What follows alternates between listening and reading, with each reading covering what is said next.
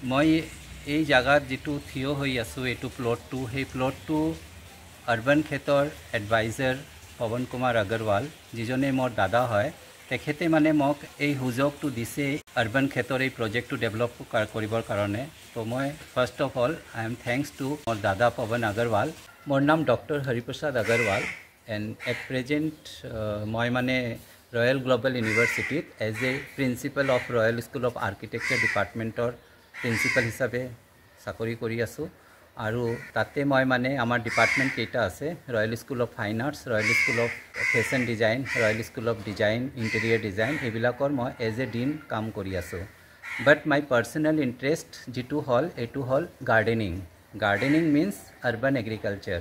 So মোৰ research এৰিয়াটো এটোৱে হল যে আৰবান এগ্ৰিকালচাৰটো আমি কেনেকুৱা আৰবান এৰিয়াত কেনেকুৱা আমি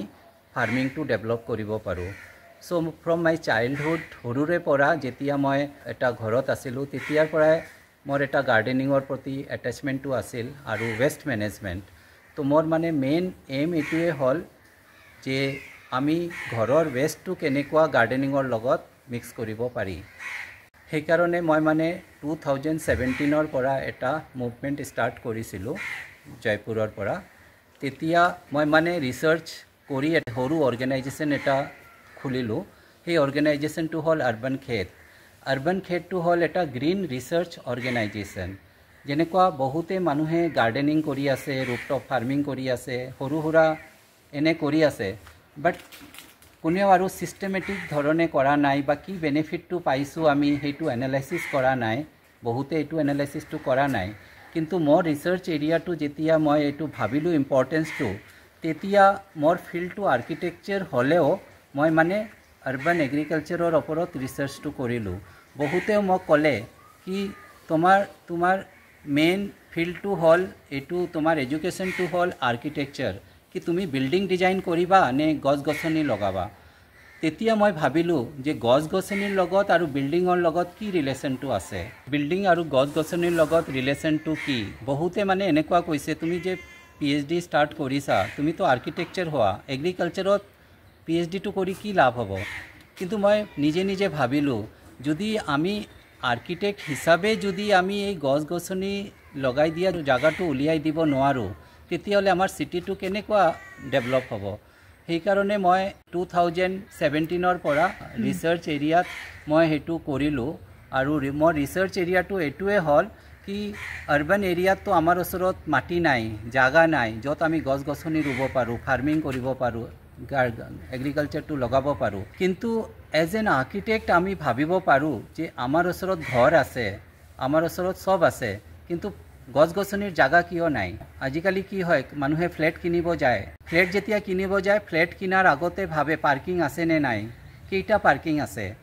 পাৰ্কিংৰ কাৰণে এক্সট্ৰা পেমেন্টও কৰে যদি আমি ঘৰৰ কাৰণে যদি পাৰ্কিং বিচাৰো তেতিয়ালে আমি গাৰ্ডেনিংৰ কাৰণে জায়গাটো কিয় নিবিচাৰো ঘৰৰ ভিতৰত তো হেতুৱে মই ৰিসাৰ্চ এৰিয়াৰ পৰা পালো যে যদি মই এটা ফ্ল্যাটও কিনিলো তেতিয়ালে এটা ফ্ল্যাটত দুটা তিনিটা বালকনি থাকে এটলিষ্ট এটা বালকনি এটা গাৰ্ডেন বনাব পাৰো ছাতৰ ওপৰত বহু জায়গা এনেকুৱা পৰি থাকে এটো হল আমাৰ হাউস হোল্ড লেভেল মই যদি সিটি লেভেলত কথা কওঁ তেতিয়ালে সিটি লেভেলতো আমাৰ ওচৰত বহুত এবেন্ডেন্ট জায়গা পৰি আছে যেনেকুৱা আমাৰ ৰেলৱে ট্ৰেকৰ আশেপাশে জায়গাটো আছে আমি আজিকালি ফ্লাইওভাৰ বনাই আছো সিটিৰ ভিতৰত ফ্লাইওভাৰৰ তলৰ জায়গাটো এবেন্ডেন্ট কৈ পৰি আছে আৰু বহুত কেইটা আমাৰ পাব্লিক কমিউনিটি গাৰ্ডেন বিলাক আছে এইবিলাক এনেকুৱা আছে যদি আমি সবতে যদি আমি এই আৰবান এগ্ৰিকালচাৰৰ কনসেপ্টটো ডেভেলপ কৰি দিও তেতিয়া হলে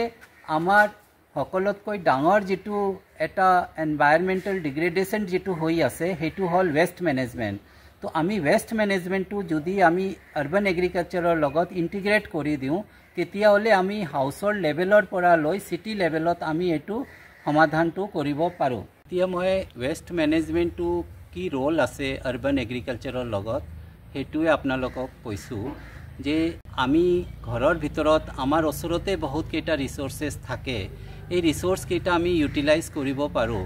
সকলোতকৈ ডাঙৰ ৰিসোৰ্সটো হল যেটো আমাৰ হাউস হোল্ড কিচেনৰ পৰা যেটো ওয়েষ্টটো ওলায় যেনেকুৱা শাক পাচলিৰ বাকলি বিলাক হল ফলমূলৰ বাকলি হল এবিলাক যদি আমি প্ৰপাৰলি সেগ্ৰিগেশন কৰি যদি এবিলাকক আমি কম্পোষ্ট বনাব পাৰো তেতিয়াহ'লে এই কম্পোষ্টটো আমাৰ বহুত ভাল এটা সাৰ হিচাপে আমাৰ গছ গছনিৰ কাৰণে এটা ভাল নিউট্ৰিশ্যন হিচাপে আমি ইউটিলাইজ কৰিব পাৰোঁ। সেইকাৰণে মই মানে ফেব্ৰুৱাৰী মাহত এইটো ঘৰত শিফ্ট হ'লোঁ। এইটো ঘৰত শিফ্ট হোৱাৰ পিছত এই ঘৰৰ এটা পাতো মই বাহিৰত পেলোৱা নাই বা জ্বলোৱা নাই। এই যিমান গাৰ্ডেন, ইমান ডাঙৰ গাৰ্ডেন আছে, ইয়াত ডেইলি আমাৰ কমচে কম এনেকুৱা 2টা বাকেট আমাৰ